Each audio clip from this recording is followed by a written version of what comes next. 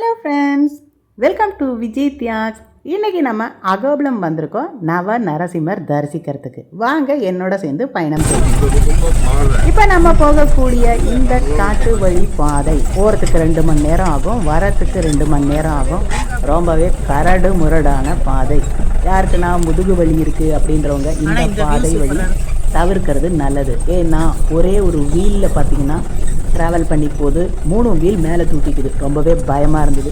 இந்த பாதை வழியாக வந்தால் தான் பார்கவ நரசிம்மர், பாவன நரசிம்மர் 2 ஆலயம் நம்ம பார்க்க முடியும். ஸோ 2 நரசிம்மர் பார்க்குறதுக்கு இந்த ஜீப்பு பயணம், 5 நரசிம்மர் பார்க்குறதுக்கு மலை வழி பாதை. முதன்மையாக நம்ம பார்க்கக்கூடிய இந்த ஸ்தலம் பாவன நரசிம்மர், செஞ்சுலக்ஷ்மி தாயார். இங்கே மகாலட்சுமி தாயாராக உறைஞ்சிருக்காங்க. இங்கே இருக்கக்கூடிய ஆதிவாசி மக்கள் இவங்களுக்கு குலதெய்வமாக இருக்காங்க. அவங்க வீட்டு பெண்ணை தான் இங்கே இருக்க திருமால் மணந்திருக்கார். இன்னும் ஒரு ஆச்சரியமான விஷயம், சனிக்கிழமைகளில் இங்கே பார்த்திங்கன்னா ஆடு பலியிடுதல் நடைபெறும். இது ரொம்பவே வித்தியாசமானது தான். நம்ம திருமால் ஆலயங்களில் பலியிடுறது எங்கேயுமே பார்த்துருக்க மாட்டோம். ஆனால் இந்த ஒரு இடத்துல தான் பார்ப்போம்.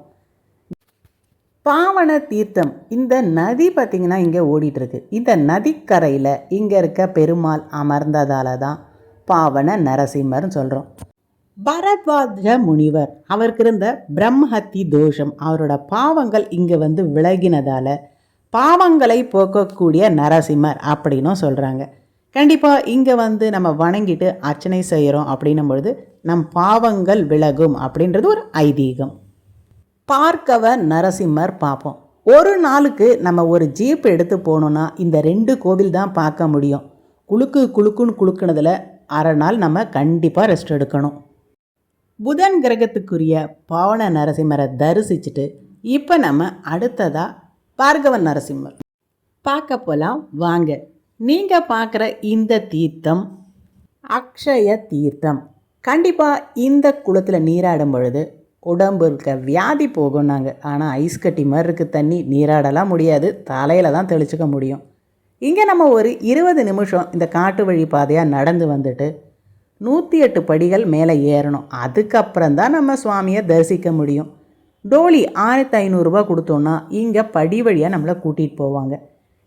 விஷ்ணுவின் 9 அவதாரங்களில் ஒருவராக இருக்கக்கூடிய பரசுராமர் அவர் தரிசித்த இந்த பார்கவ நரசிம்மரை நீங்களும் தரிசிச்சுக்கோங்க. கீழே பார்த்த அந்த தீர்த்தத்தில் தவம் இருந்து அவரோட பாவங்களை விலக்கிக்கிட்டார். அதனால தான் இந்த பார்கவ நரசிம்மர் ரொம்பவே சிறப்பு வாய்ந்தவர். அடுத்தபடியாக நம்ம கீழே படி இறங்கி வந்துட்டு அடுத்த நாள் பார்க்கக்கூடிய நரசிம்மர் அகோபுல நரசிம்மர். இங்கே நம்ம வந்துட்டு 6 மணிக்கெலாம் நின்னோன்னா 7-7:30 அந்த கேட்டை திறப்பாங்க. அதுக்கப்புறம் தான் மலை வழி பாதையாக நம்ம பயணம் செய்யணும். இங்கே நம்ம பயணம் செய்கிறதுக்கு டோலிக்கு 4000 ரூபாய் கொடுத்துட்டோன்னா ஜுவாலா நரசிம்மர் வரையும் போயிட்டு கீழே இறங்கும் பொழுது மாலோல நரசிம்மர், வராக நரசிம்மரை தரிசனம் செய்து கூட்டிகிட்டு வருவாங்க. 3 மடங்கள் இங்கே காணப்படுது. நித்திய அன்னதானம் சிறப்பாக நடைபெறுது. மலை இறங்கின உடனே சாப்பிட்டுக்கலாம். இப்போ நம்ம வந்திருக்க ஆலயம் பார்த்திங்கன்னா அகோபுல நரசிம்ம சுவாமி. குகையில் பார்த்திங்கன்னா வீராசன கோலத்தில் அமர்ந்திருப்பார். உயர்ந்த மேடையில் சுயம்பு மூர்த்தியாக காணப்படுறார். சுயம்பு மூர்த்திக்கு எதிர்ப்புறம் பிரகலாதன் நின்ற கோலத்தில் இருப்பார். அதனால் பிரகலாத வரதன் அப்படின்னும் அழைக்கப்படுறார். இரண்யகசிபுவை வதம் செய்த பிறகு நரசிம்ம சுவாமி உக்கிரமான அவதாரத்தில் இருக்கார். அவரை பார்த்துட்டு தேவர்கள்லாம் அஹோ வீரியம், அஹோ சௌரியம், அஹோ பாஷு பராக்கிரமம் நரசிம்மம் அப்படின்றாங்க. இதனால தான் அஹோபிலம், அஹோபலம், அஹோபலம்ட்டு இந்த ஊருக்கு அந்த பெயர் வந்தது.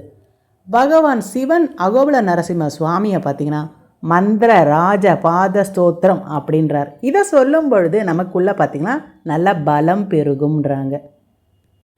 இங்கே மகாலட்சுமி தாயார், செஞ்சுலக்ஷ்மி தாயாரை வழிபடப்படுறாங்க. பெருமாள் திருமணத்தப்ப அவரோட உணவை இங்கே இருக்க அகோபுல மூர்த்திக்கு கொடுத்ததா ஒரு கதையும் இருக்குது. ஸோ பேசிகிட்டே காட்டு வழி பாதையில் வந்த உடனே இந்த 100 கால் மண்டபம் வந்துடும். கொஞ்சம் 10 நிமிஷம் இலைப்பாரிட்டு தான் அடுத்தது நம்ம கால் எடுத்து வைக்க முடியும். கால் எடுத்து வைக்கிற பாதையெல்லாம் இதை மாதிரி பார்த்திங்கன்னா கரடு முரடாக தான் இருக்கும். பவநாசினி ஆறு இங்கே முழுக்க மழை காலத்தில் ஓடுறதால இந்த மார்கழி மட்டும்தான் இந்த ஆற்று வழி பாதையில் நம்ம நடக்க முடியும். பிளாஸ்டிக்லாம் போடக்கூடாதுன்னு அங்கங்கே போட்டிருக்காங்க. இருந்தாலும் நம்ம ஜனங்க அங்கங்கே பாட்டில் குடிச்சிட்டு போட்டு தான் வைக்கிறாங்க. பேசிகிட்டே நம்ம வராக நரசிம்மமூர்த்தி ஆலயத்துக்கு வந்தாச்சு. மலையேறி வந்த உடனே முதல்ல நம்ம வராக மூர்த்தியை தான் தரிசிக்கிறோம். ஸ்ரீ வராக நரசிம்ம சுவாமி பூமி தேவியை பார்த்தீங்கன்னா தனது பல்ல தாங்கி இருக்கா மாதிரி 2 கைகளையும் இடுப்பில் வச்சுட்டு நிற்கிற மாதிரி அழகான கோலம். லக்ஷ்மி தாயார் ரொம்ப அற்புதமாக காட்சியளிக்கிறாங்க.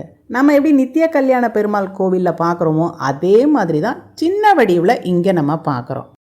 இரண்யகசிபு சகோதரன் இரண்யாக்ஷன் அவர் பூமாதேவியை பாதாள லோகத்துக்கு கொண்டு போகும்போது இந்த வராக மூர்த்தி தான் மீட்டு கொண்டு வரார்.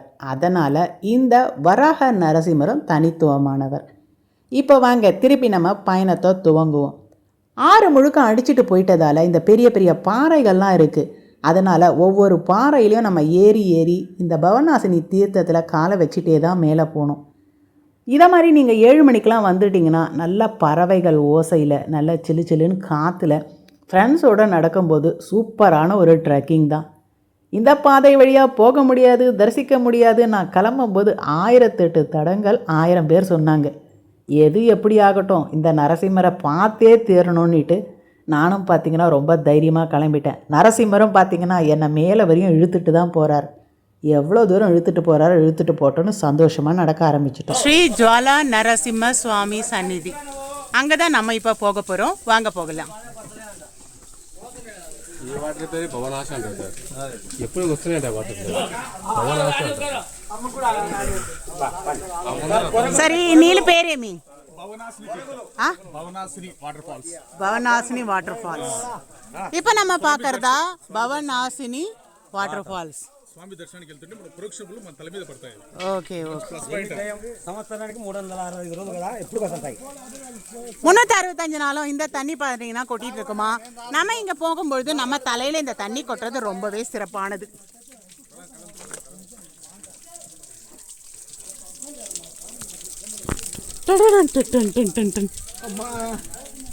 சில்லு சில்லுன்னு இருக்கு பாருங்க தண்ணி.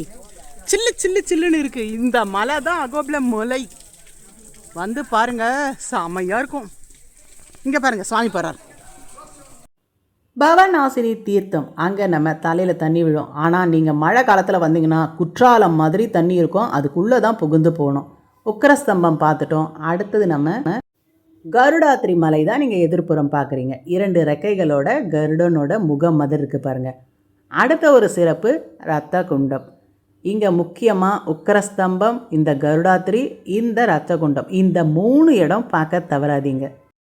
ஸ்ரீ நரசிம்மமூர்த்தி இரண்யகசிபு சூரசம்ஹாரம் செய்த பிறகு ஜுவாலா நரசிம்மர்னு அழைக்கப்படுறார். இந்த இடத்துல ரொம்பவே உக்கிரமாக காணப்படுறார். ஜுவாலா நரசிம்ம சுவாமி பார்த்திங்கன்னா 6 கைகளோட காணப்படுறார். 2 கைகள் பார்த்திங்கன்னா இரண்யகசிபுவை பிடித்திருக்க மாதிரி, இன்னும் 2 கைகள் அப்படியே வயிறை கிழிச்சு எடுக்கிற மாதிரி, இது மாதிரி 6 கைகளோட குகைகளில் காணப்படுறார். இன்னும் நம்ம நடந்து வந்து இந்த கயிறை பிடிச்சி ஏறணும்னா இந்த இடத்துல நம்ம உக்கரஸ்தம்பம்னு பார்ப்போம். அங்கே மேலே ஏறி போகும்பொழுது இந்த இடத்துல தான் இந்த தூணை வெடிச்சுக்கிட்டு நமக்கு நரசிம்மர் வெளிப்பட்டார். ஆண்களால் மட்டும்தான் இந்த இடத்துல ஏற முடியும். ஸ்தம்போத் பவ நரசிம்மர்னு இங்கே இருக்க நரசிம்மர் அழைக்கப்படுறார். அடுத்தது நம்ம இன்னும் காட்டு வழி பாதையை தொடர்ந்து போகணுன்னா வழியில் இது மாதிரி படிக்கட்டுகளும் கட்டியிருக்காங்க. அது ரொம்பவே உதவிகரமாக இருக்குது. பரத்வாஜ முனிவர் அவரை நோக்கி கருடாழ்வார் பார்த்திங்கன்னா ஒரு தவம் மேற்கொள்கிறார். நான் எப்படி ஜுவாலாமூர்த்தியோ கோபமாக பார்த்தனோ அதை மாதிரி இந்த மலையை சுற்றி நவ நரசிம்மராக நான் பார்க்கணுன்னு அவர் தவம் இருந்ததால் கருடனுக்காக இறங்கி இந்த மலை முழுக்க பார்த்திங்கன்னா நவ நரசிம்மரை காட்சியளிச்சிருக்கார். பேசிகிட்டே நம்ம அடுத்ததாக வந்தது பார்த்திங்கன்னா மாலோல நரசிம்மர். ஸ்ரீ மாலோல நரசிம்மர் சாந்தமூர்த்தியாக காணப்படுறார். மகாலட்சுமி அவர் மடியில் அமர்ந்திருக்கார்.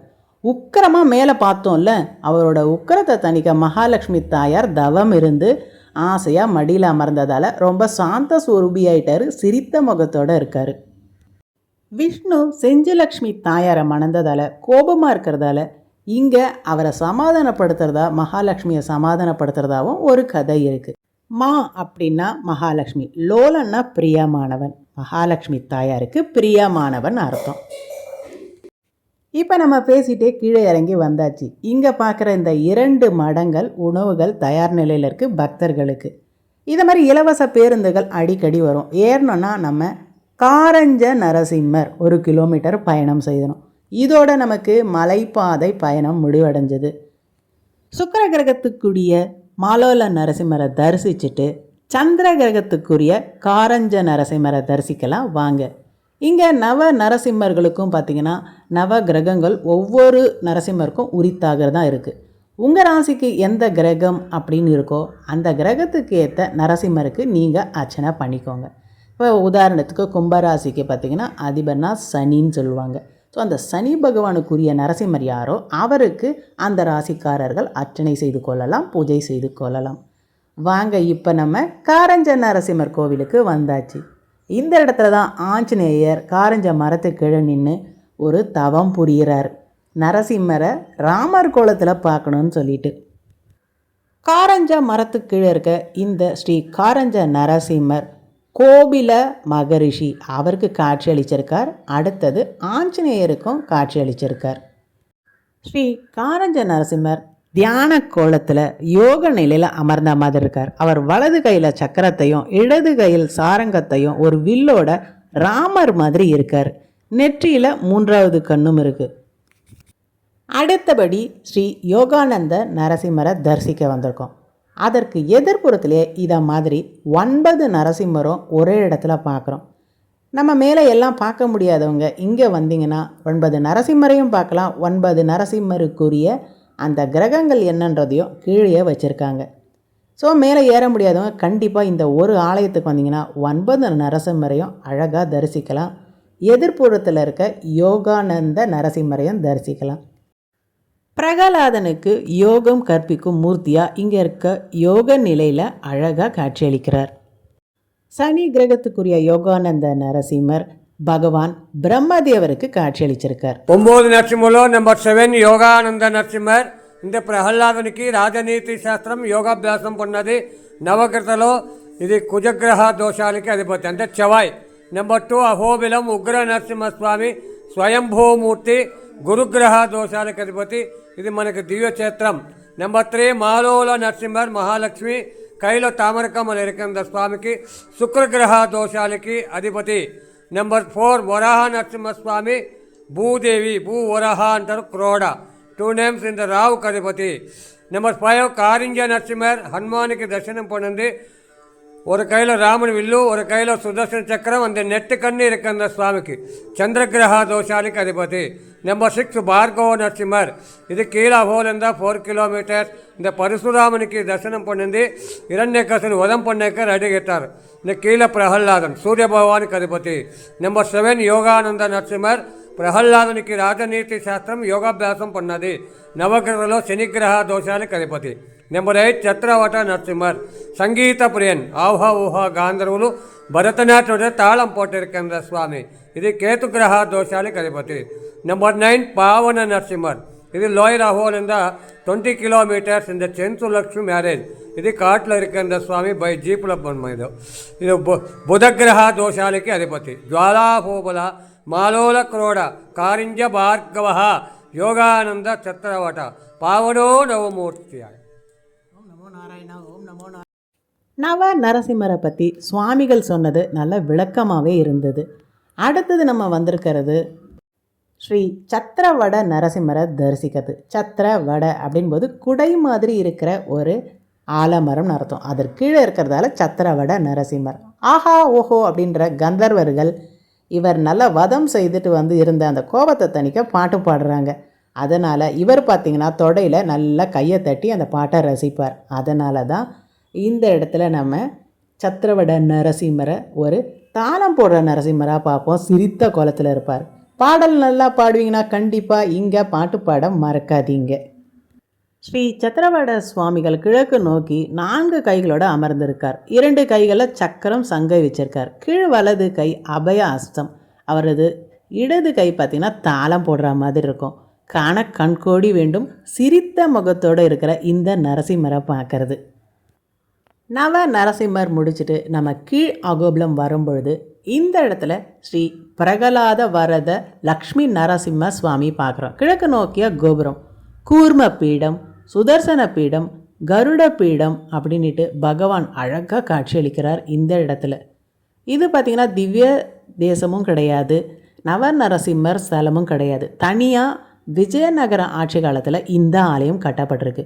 அவர்களோட வெற்றியை குறிக்கும் வகையில் தான் இந்த தூணும் பார்த்திங்கன்னா நிறுவப்பட்டிருக்கு. நீங்கள் முன்னாடி பார்க்குற அந்த தூண். தாயார் திருநாமம் அமிர்தவல்லி தாயார். நாங்கள் போயிருந்த அன்னைக்கு தாயார் அலங்காரம் அவ்வளோ அற்புதமாக இருந்தது. இந்த ஆலயத்திற்கான பதிவு தனியாக போட்டிருக்கேன். ஏன்னா உள்ளே இருக்க ஒவ்வொரு சிற்பமும் ஒவ்வொரு அரசர்கள் காலத்தில் இங்கே கட்டப்பட்டதெல்லாம் காண கண்கோடி வேண்டும். ஒவ்வொரு நிமிஷம் ரசிக்கும்படியாக ஒவ்வொரு சிற்பமுமே இருக்குது. தனி பதிவு போட்டிருக்கேன், பார்க்காதவங்க பாருங்கள். அரையடி உயரத்தில் சின்ன சின்ன ஒரு ஜானில் ரொம்ப மைன்யூட்டாக சிற்பங்கள் இருக்குது. தனி பதிவை கண்டிப்பாக ரசிக்க மறக்காதீங்க. இந்த அகோபுலம் ஸ்தலம் பார்த்திங்கன்னா மலையில் ஒரு பகுதியாக திருமலை திருப்பதியும் இன்னொரு பகுதி ஸ்ரீசைலமும் அமைஞ்சிருக்கு. ஆதிசேஷன் வழியில் இந்த மலை தொடர்ச்சியாக இருக்கிறதால இதை பார்த்திங்கன்னா கிழக்கு தொடர்ச்சி மலைன்னு சொல்லுவாங்க. இந்துவாக பிறந்தவர்கள் கண்டிப்பாக இந்த நவ நரசிம்மரையும் தரிசிக்கணும். கண்டிப்பாக உங்கள் வாழ்நாளில் தரிசிக்க மறக்காதீங்க. இவங்க என்ன திடீர்னு ஏதோ ஒரு கோவிலுக்கு வந்துட்டான்னு பார்க்குறீங்களா? நவ நரசிம்மர் முடிச்சுட்டு அடுத்தது நாங்கள் இன்னும் ஒரு 3 சிவன் ஆலயங்கள் போனோம். யாழ்கண்டி அப்படின்னு சொல்லக்கூடிய இந்த ஆலயமும் வரலாற்று சிறப்புமிக்க ஆலயம். இந்த குளத்துக்கு தண்ணி வர்றதே ஒரு அதிசயம். மலையில் இருக்க எல்லா சுனை தண்ணியும் ஒரு சின்ன குளத்துக்கு வருது. இந்த பூமிக்கு அடியில் பார்த்திங்கன்னா ஒரு லைன் மாதிரி கொடுத்து அந்த குளத்துக்கு போகுது. எல்லாமே ரொம்ப ஆச்சரியமான விஷயம் அந்த காலத்தில் செய்தது. யாகண்டி சிவன் கோவில், எதிர்ப்புறம் பார்க்கக்கூடிய அந்த குகைக்குள்ளே இருக்க பெருமாள் ஆலயம், அகத்தியர் குகை, அடுத்த இங்கே பிரம்மானந்த சிவன், இப்படின்னு நிறைய விஷயங்கள் இருக்குது. முக்கியமாக வளரும் நந்தி, எல்லாமே ஒரு அதிசயமான விஷயம். இதை நம்ம 5 நிமிஷத்தில் சொல்ல முடியாது. தனி பதிவு போட்டிருக்கேன், கண்டிப்பாக அதை பாருங்கள். நவ நரசிம்மர் தரிசனத்தோட முடிச்சிட்ருப்பேன். அடுத்தது இன்னும் 2 நாள் எங்கெங்கே போகணுன்றதையும் ஒரு ஷார்ட்டாக உங்களுக்கு நான் இப்பயும் போட்டிருக்கேன், தனி பதிவாகவும் போட்டிருக்கேன். ஸோ இப்போ நம்ம சிவன் பெருமாளை யாகண்டி அப்படின்ற இந்த பங்கனப்பள்ளிக்கிட்ட இருக்க இந்த ஆலயத்தை தரிசிச்சுட்டு அடுத்தது நம்ம கிளம்ப போகிற ஆலயம் பார்த்திங்கன்னா நந்தியால். இங்கே இருக்க இந்த நந்தீஸ்வரர், அவருக்கான வரலாறும் ஒரு தனி பதிவு போட்டிருக்கேன். ஸோ உங்களுக்கு ஷார்ட்டாக இருக்கட்டுமேனு எங்கள் ட்ரிப்பு முழுக்க இதில் ஒரு வீடியோ போட்டிருக்கேன். உங்களுக்கு தனித்தனியாக அந்த ஆலயம் தெரியணும் பொழுது நீங்கள் சப்ஸ்கிரைப் பண்ணிவிட்டு ஒவ்வொரு ஆலயத்தையும் பாருங்கள். டோர்னா அப்படின்னு ஒரு ஊருக்கு போயிட்டு அங்கே இருக்க இந்த ஐயப்பன் ஆலயம் எப்படி நம்ம சபரிமலையில் பார்ப்போமோ அதே மாதிரி படிக்கட்டுகளோட இந்த ஆலயம் அமைஞ்சிருக்கு டோர்னா அப்படின்ற இடத்துல. அதற்கு அருகாமையிலேயே மிகப்பெரிய சாய்பாபா ஆலயம் இருக்குது. இந்த ஆலயத்தையும் தரிசிச்சுட்டு இதுக்கு அடுத்தது நம்ம கிளம்ப போகிறது ஸ்ரீசைலம். ஸ்ரீசைலம் உங்களுக்கு தெரியும், ஜோதிர்லிங்கத்தில் ஒரு லிங்கம். அடுத்தது சக்தி பீடமும் சிறப்பான ஒரு சக்தி பீடம்.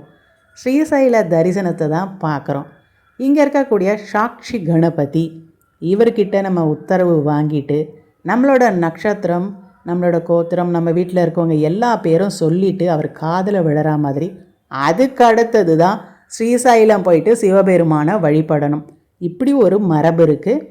இதற்கான பதிவுகளும் உங்களுக்கு தனியாக போட்டிருக்கேன். ரொம்பவே அருமையாக இருந்தது இங்கே சொல்லக்கூடிய இந்த கதைகளும். இங்கே நம்ம விநாயகரை தரிசிச்சுட்டு அடுத்தது ஸ்ரீசைலம் போயாச்சு.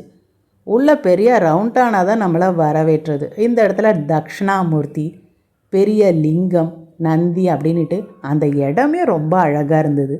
ஸ்ரீசைலம் வந்திங்கன்னா நம்ம சிவபெருமான் கிடையாது, இங்கே இன்னும் நிறைய சக்தி பீடங்களும் இருக்குது. அடுத்தது ஸ்ரீ சங்கராச்சாரியார் வழிபட்ட இடம் இருக்குது.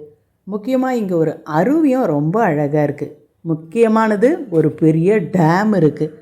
ஸோ எல்லாமே கண்டினியூவாக வரப்போகுது. கண்டினியூவாக வரக்கூடிய பதிவுகளை பார்க்கணுன்றவங்க இதுவரையும் சப்ஸ்கிரைப் பண்ணாதவங்க சப்ஸ்கிரைப் பண்ணிக்கோங்க. அடுத்தடுத்த பதிவுகளில் நிறைய இடங்கள் பார்க்க போகிறோம்.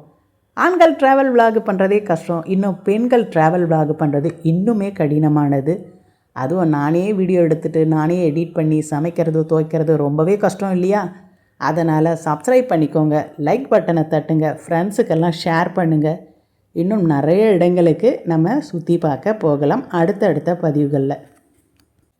12 ஜோதிர்லிங்கங்களும் தரிசிக்கிறது ரொம்பவே சிறப்பானது. இந்த ஸ்ரீசைலமும் ஒரு ஜோதிர்லிங்கத்தில் இருக்குது. சோம்நாத், மல்லிகார்ஜுனர், மகாகாலேஸ்வரர், ஓம்காரேஸ்வரர், கேதார்நாத், பீமாசங்கர், காஷி விஸ்வநாதர், திரியம்பகேஸ்வரர், வைத்தியநாதேஸ்வரர், நாகேஸ்வரர், ராமேஸ்வரர், கிருஷ்ணேஸ்வரர் அப்படின்ட்டு நம்ம 12 ஜோதிர்லிங்கங்களையும் அடுத்தடுத்து தரிசிக்க போகிறோம்.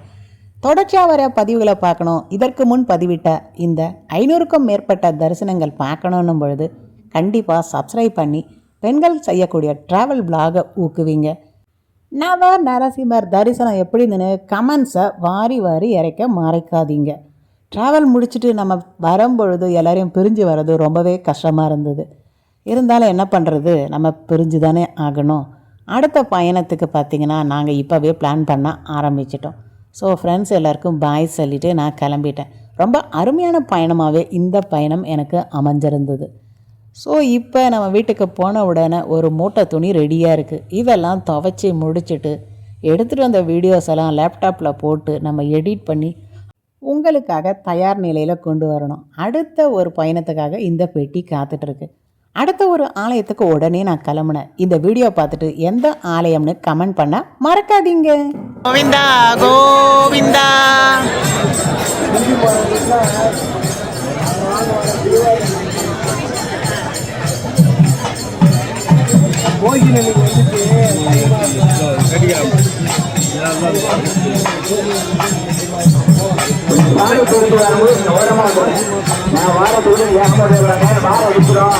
அதுக்குதான் சொல்றது. ஒரு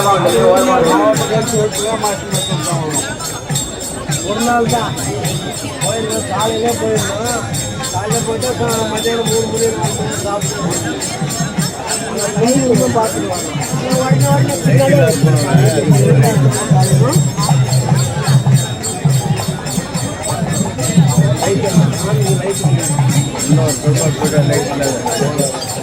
இல்லை அங்கே போய் சாமி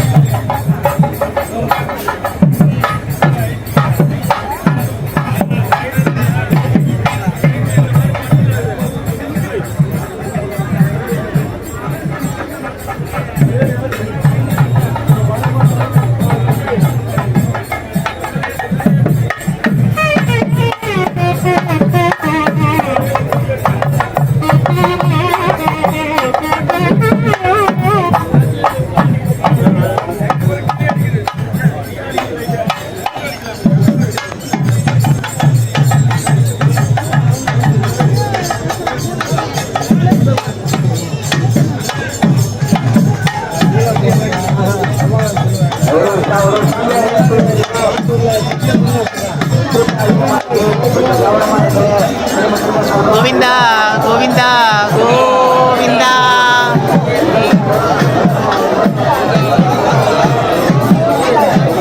தெம்பன்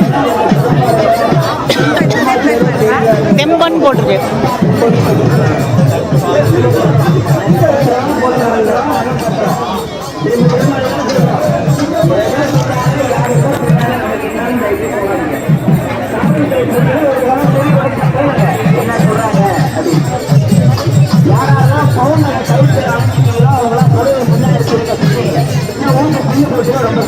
கவனமா இருங்க, எச்சரிக்கையாருங்க. 2 மணி நேரம் கவனமா இருங்க. தள்ளு முழுவா போயிட்டு இருக்க கூட்ட நீங்கல்ல, கவனமா போங்க. முன்னாடி போறவங்க யாரு, பின்னாடி போறவங்க யாரு ஒரு கவனிச்சுட்டு போங்க. டக்குனு திரும்பி பாருங்க. நம்ம மேல யாரு கை சொல்றா, கீழே சொல்றாங்களா, இல்ல காரணமா சொல்றாங்களா, இல்ல வேற எதுக்காக சொல்றாங்களா அப்படிங்கிறத கொஞ்சம் யோசிச்சு போங்க. கவனமா இருங்க.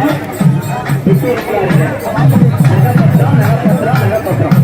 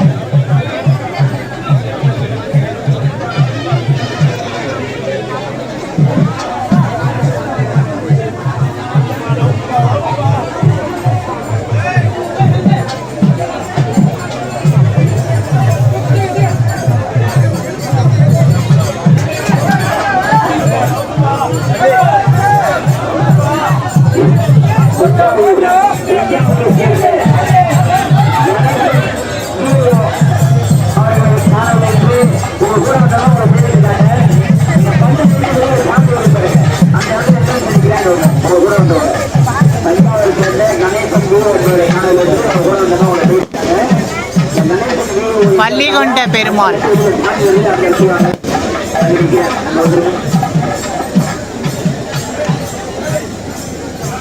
பள்ளிகொண்ட பெருமாள்